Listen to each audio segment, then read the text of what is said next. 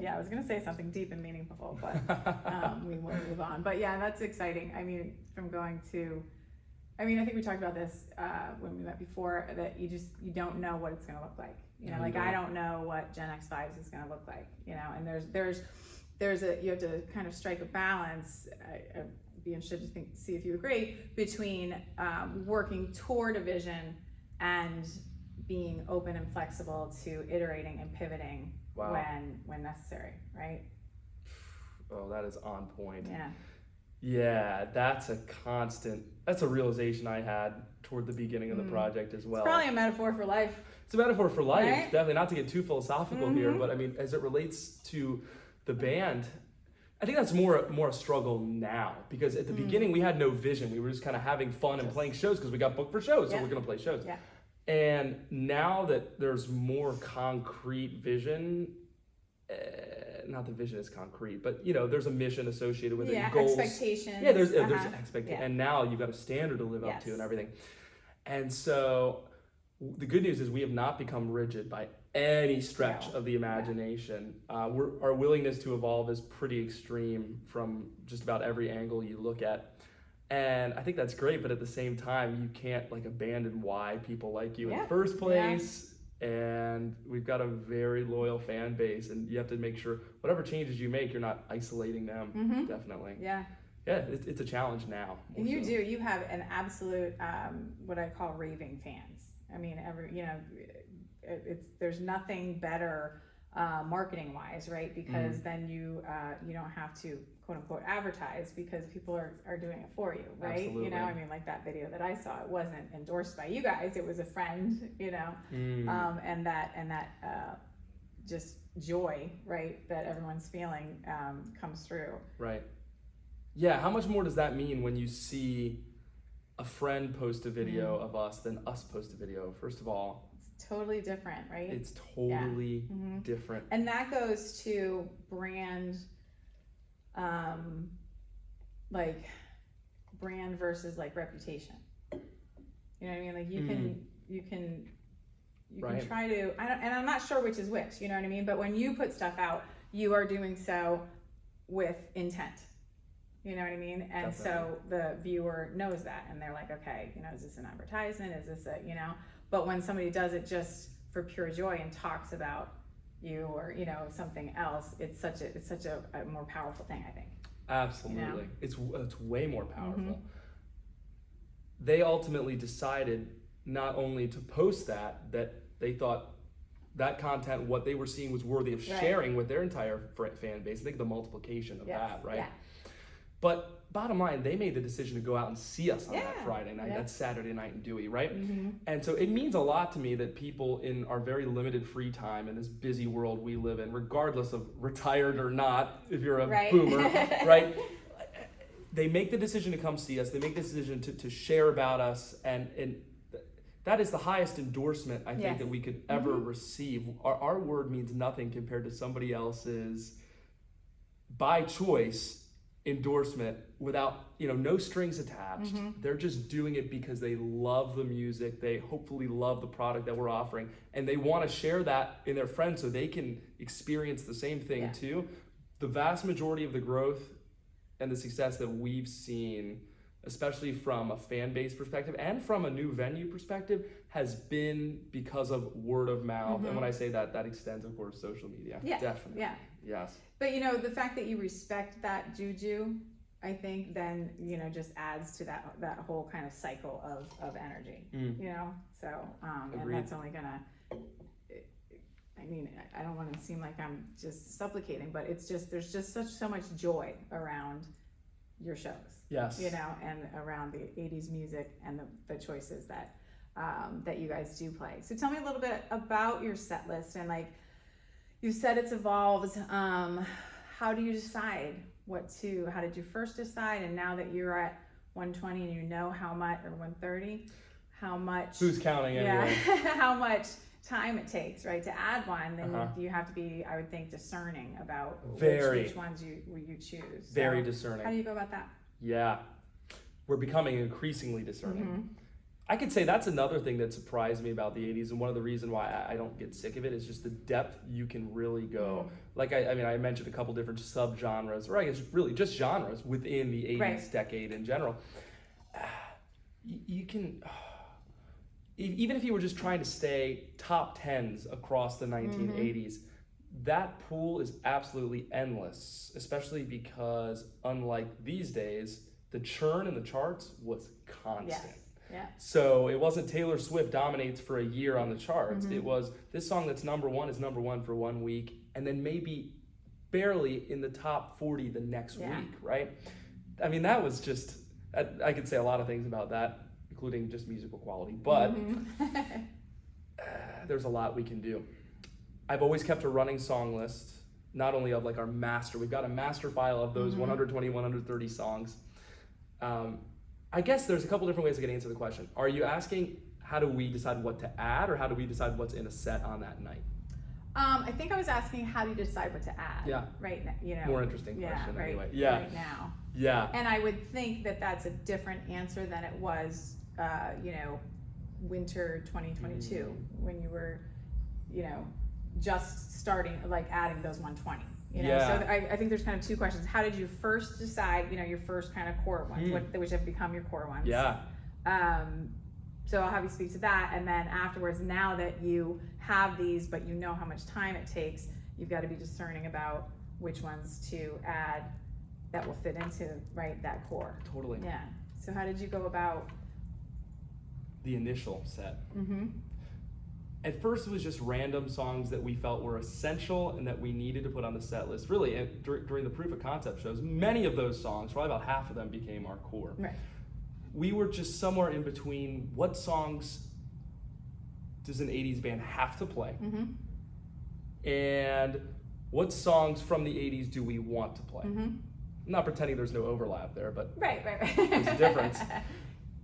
So what I think, the song that immediately comes to mind is like Summer of '69, right? Which is a song a lot of classic rock fans play too.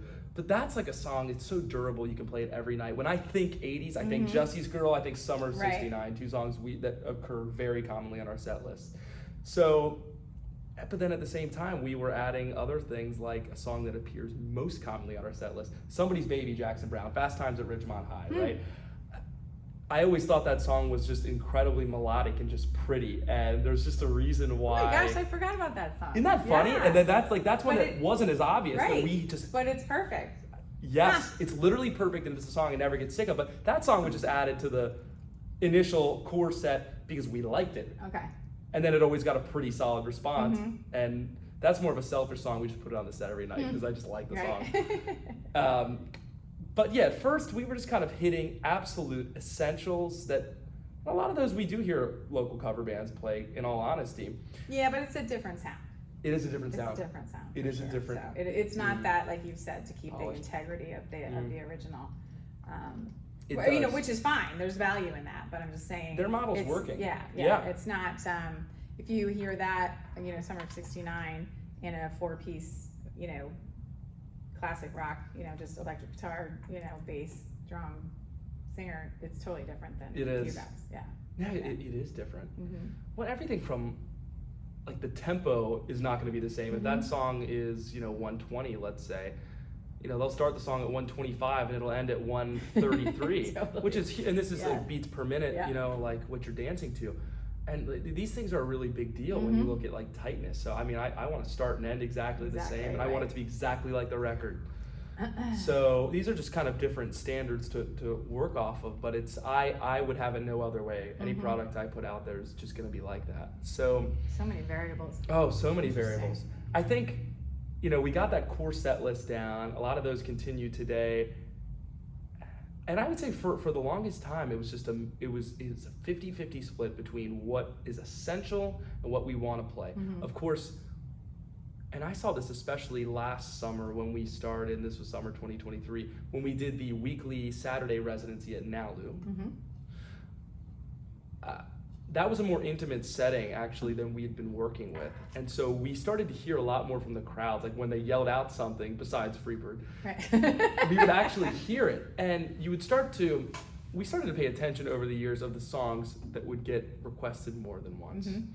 And you start to take note of it. I've got a running list right now, aside from our master song list we already know, of Decade 80 ideas. That's what the note is called in my phone. Right. And there's probably another 130 ideas I'm sure. on that list. It's just so difficult Yeah. to even execute on a portion of them.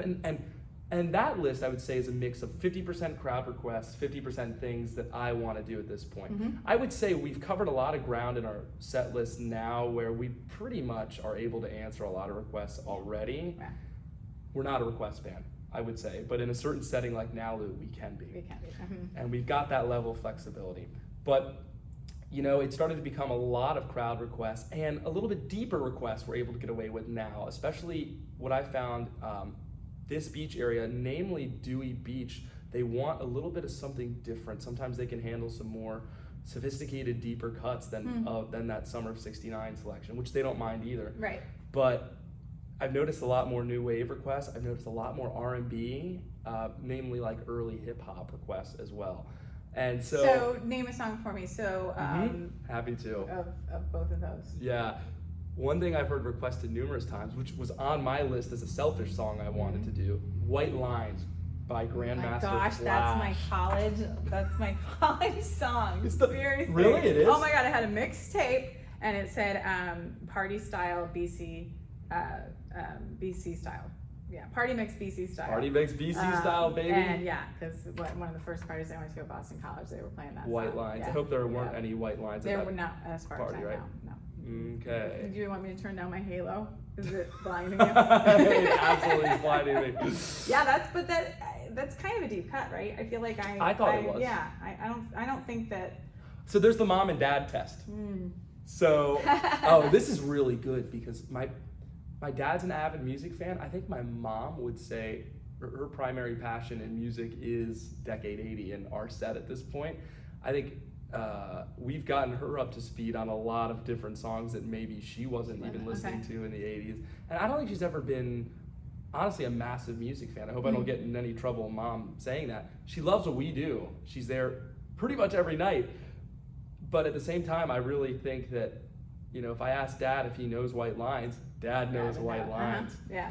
Mom had no idea what White Lines was. Yeah. So to me, that's a problem. Yeah. And also, as we were speaking to earlier, I realized we weren't just playing for Gen X and Boomers.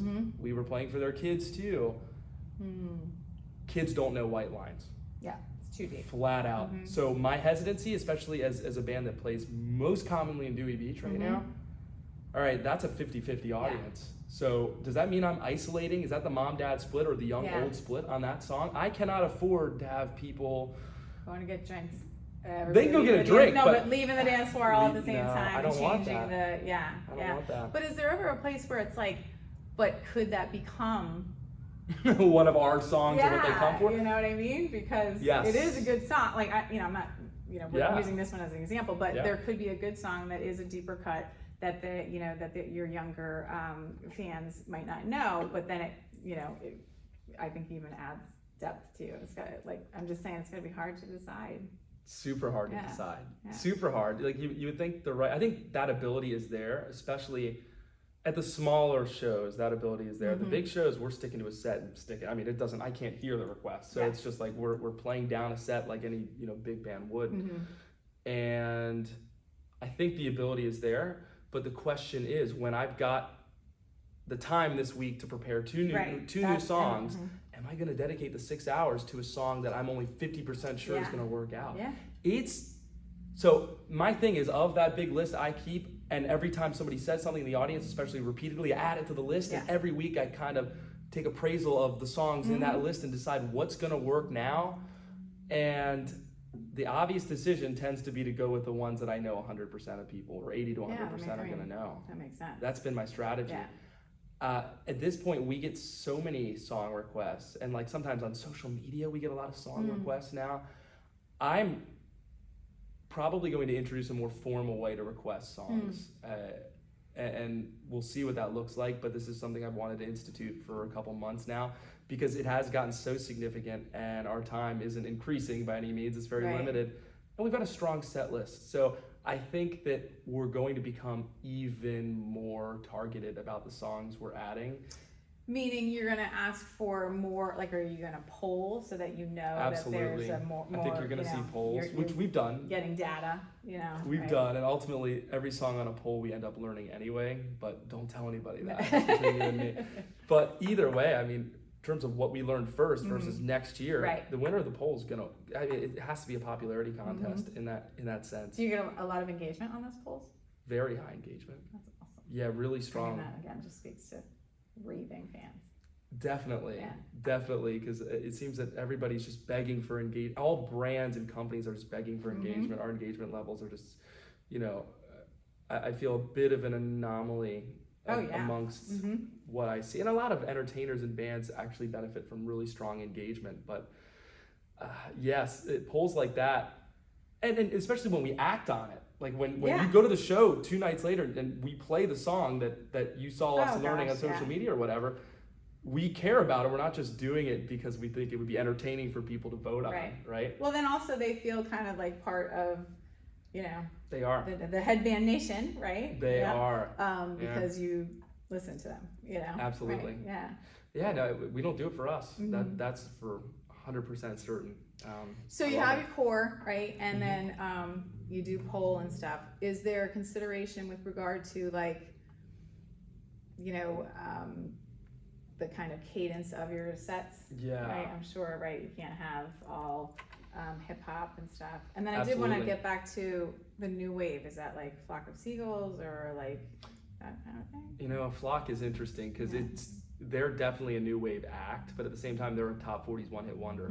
So that isn't they are new wave, period. From a genre and listening perspective, kids know that song. And that's one of my standards, I think. Do the kids know it? As if I'm not young, but you get the idea, right? And so all relative, let me tell you. It is all relative, isn't it? But, if the younger audience knows something, I mean, to me, that's a pop song. And I see Ran So Far Away as a pop song. If you went a little bit deeper into If I Had a Photograph of You, Wishing, like that's a little bit deeper. That's something that we wouldn't get away with everywhere. Right. New wave, I think there's a lot of one-hit wonders in new wave. You could consider 8675309. That's a new wave song. Really? Yeah, absolutely. Tommy Two Dome is new wave. Yeah, new wave is that way. That's really the fancy terminology for alternative to me. And when you look at a song like that, that's an alternative crossover that made it onto pop radio, but not everyone was so fortunate. And you notice, especially like the Flock of Seagulls, Tommy Two Tone case, they didn't have another that made it into the top 10 at least. That's for sure. And if they had something, it was short-lived. Yeah, I don't think so. Yeah. So there's a lot. And then, new wave became very synth pop. That was really like That's what I think of new wave as. It is more the synth based, and I think that's accurate.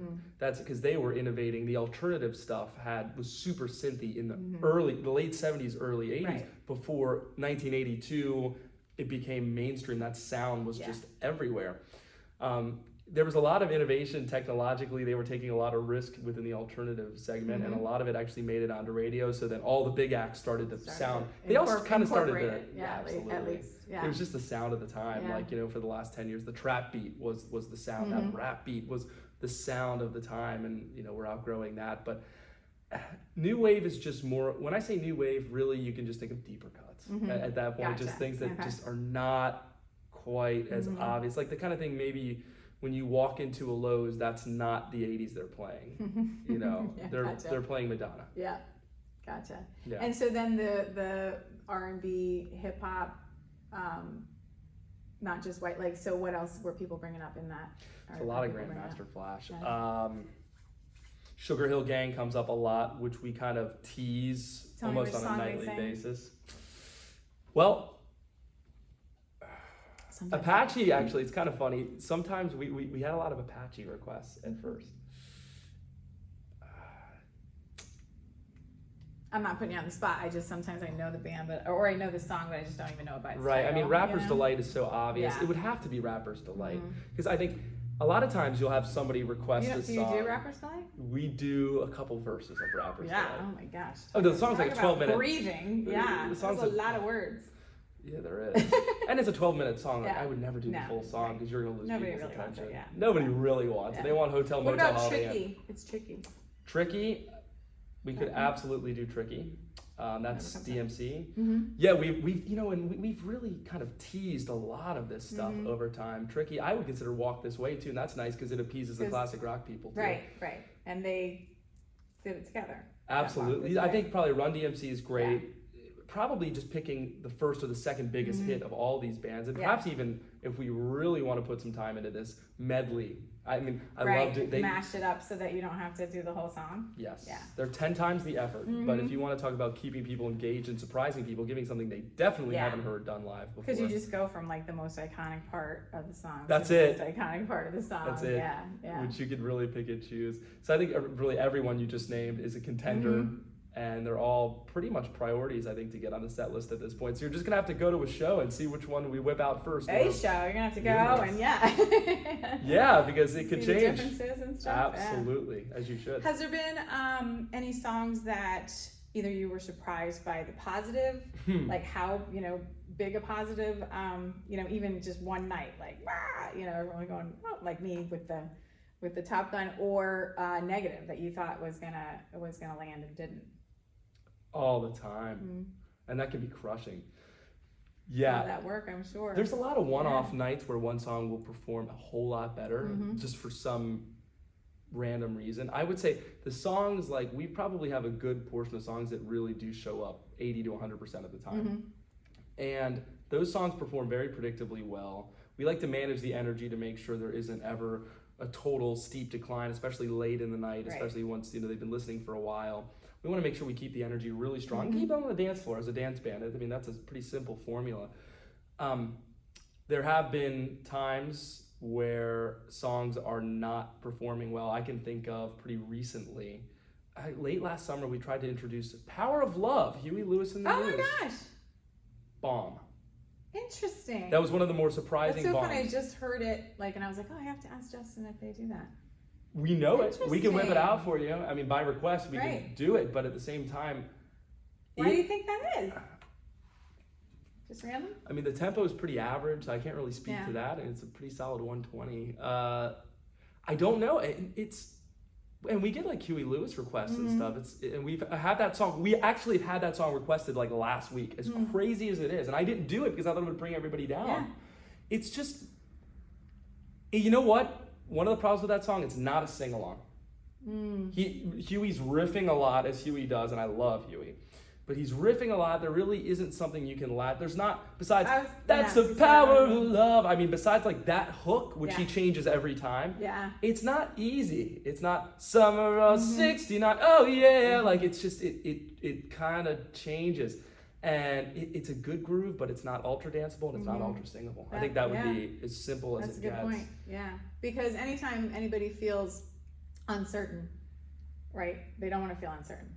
Yeah, so that's the thing. So oh my gosh. I need you to write set lists or something for us. If you get the whole, I mean, you've been in this business and everything. Yeah, it needs to be absolutely certain and obvious. That's one of the big things I've learned from a marketing perspective and from the band perspective.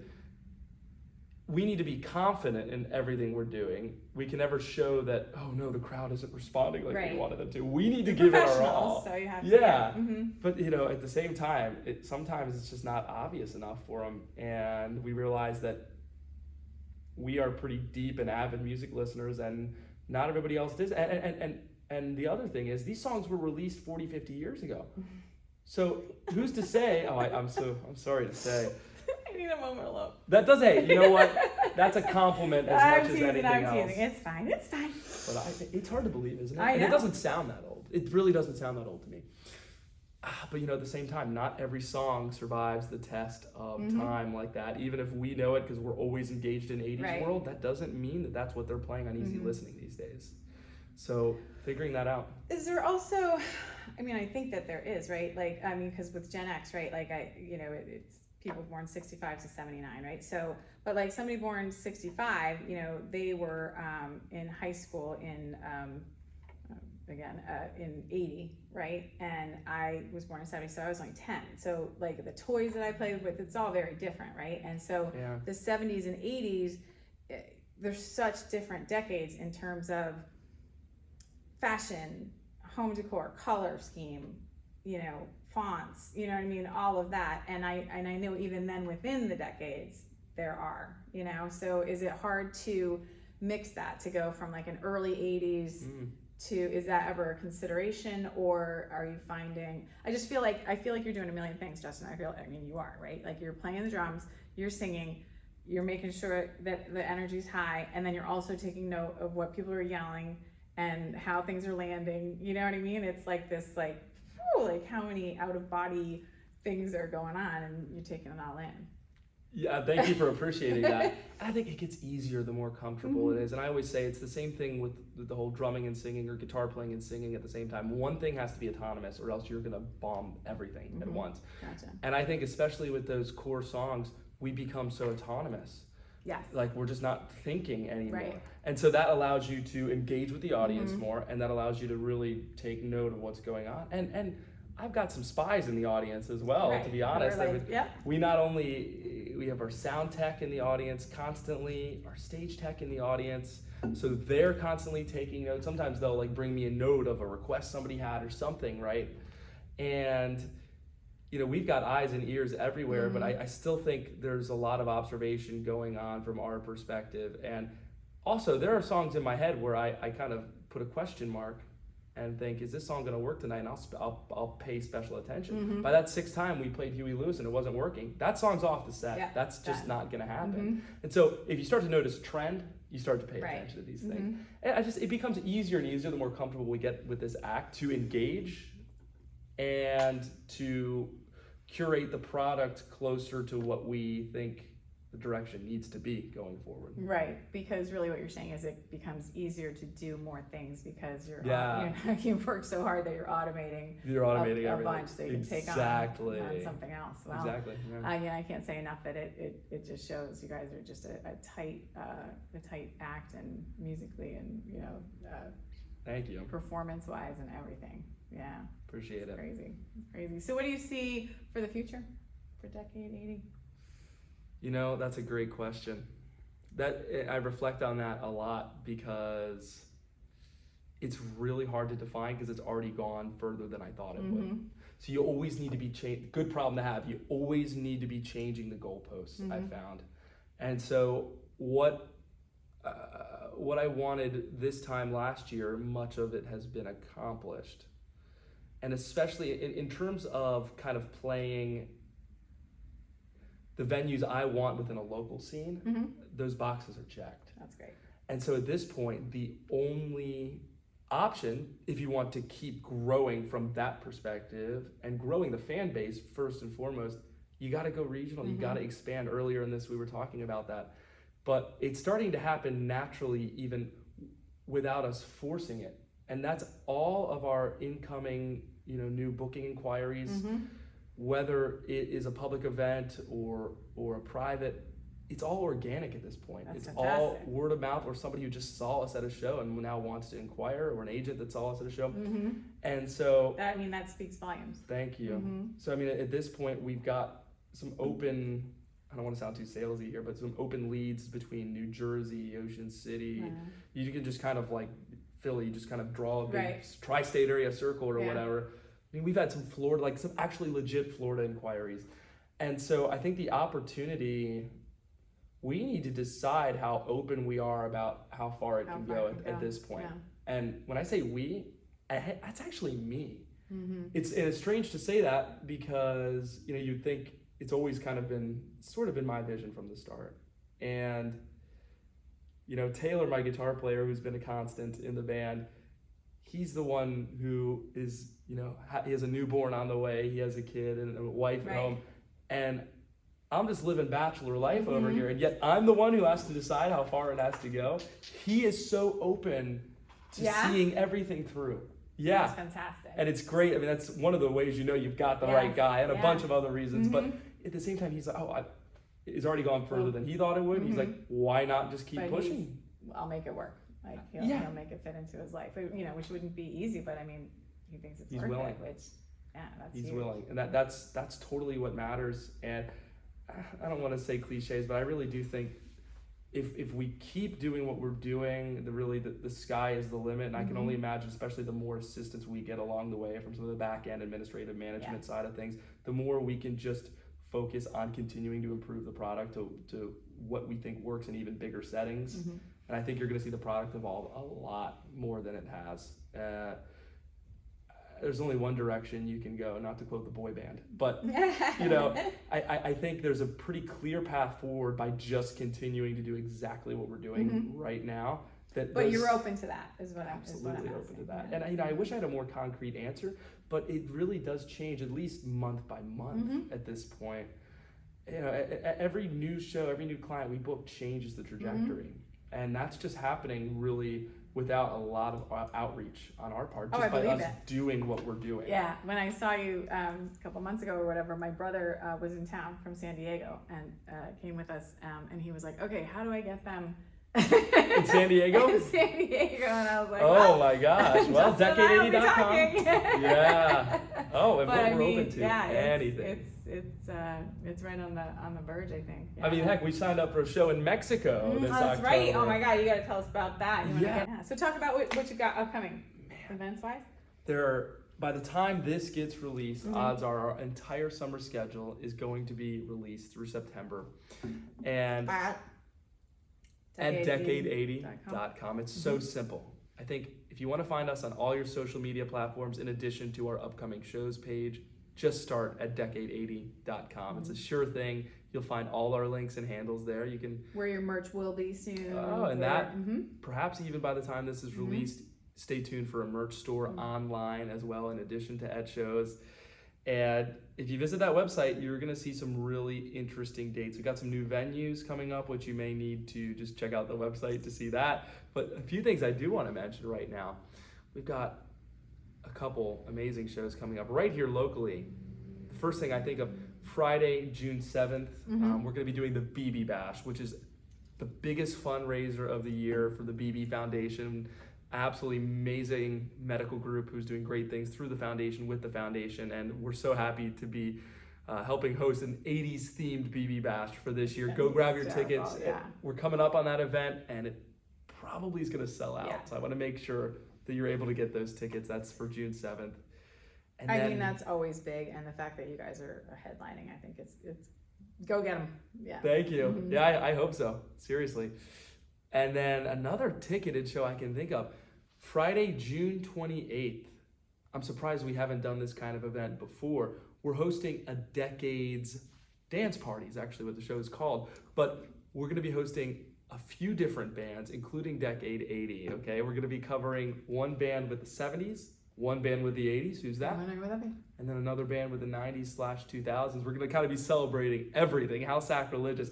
We're going to be hosting that event at a brand new venue, Eagles Crest at Hudson Fields. The Hudson Fields, God, you know, in Milton. Be so fun. It's going to be super fun. It's such a great venue. And it's going to be an amazing venue. Be really huge fun. stage, massive PA, and lots of room to spread out, which is something that's becoming increasingly hard to come by at Decade 80 shows. And so if you want to just dance the night away in your own 100 square feet of space, I mean, like, quite literally, this is an opportunity unlike any other, in a capacity that we've never done before.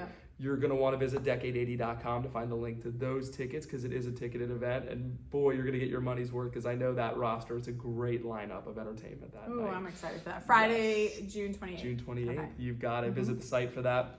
And then something you may have heard about before, kind of a big deal. Decade 80 goes international this year for the first time as part of Way Down Here Music Fest. For the first time. Let's just stress that. Oh yeah, a little asterisk. They're coming, yeah. Yeah, that's going to be in the beautiful Puerto Vallarta, Mexico, and it's such a cool opportunity because this is a music festival that's unlike any other. Not only is it in a stunning vacation destination, but also we've got an amazing lineup of artists who are able to get up close and personal with fans. We go as far as to say this is a fan experience festival. So you're not just watching Decade 80, you're partying with Decade 80. You're hanging, you're drinking, you're engaging in complete debauchery with Decade 80 like we've not been able to engage with Headband Nation and the like ever before.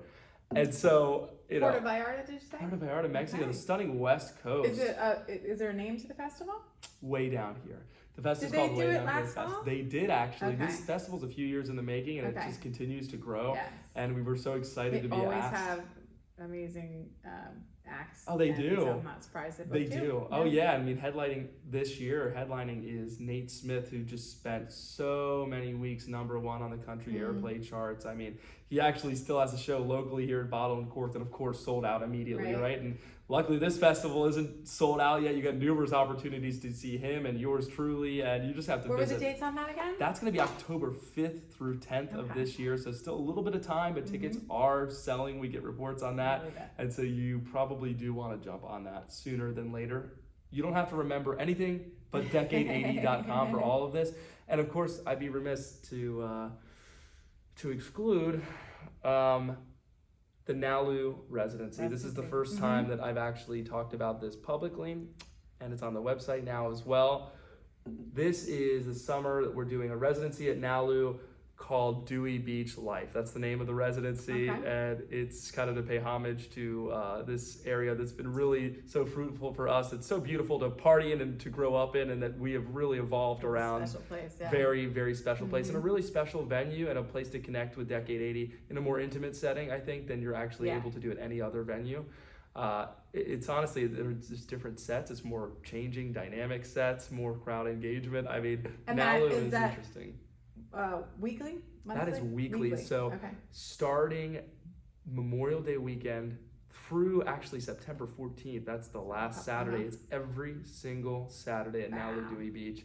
I gotta mention that. And if you haven't seen us at Nalu yet, we've got many of Nalu Dewey. Nalu Dewey. Right, Yeah, right in Dewey. It's absolutely a show. There's a reason we do it every week. And it's not just because the crowd evolves in Dewey. We've got a lot of fans that only know us because of that show specifically, and for good reason. I think it's a really strong and unique representation of kind of the best of what Decade 80 is. We're able to really achieve at that show. That's cool. So please come on out, and I know there's a lot to remember there. What am I going to say? Decade80.com. That's it. Yeah.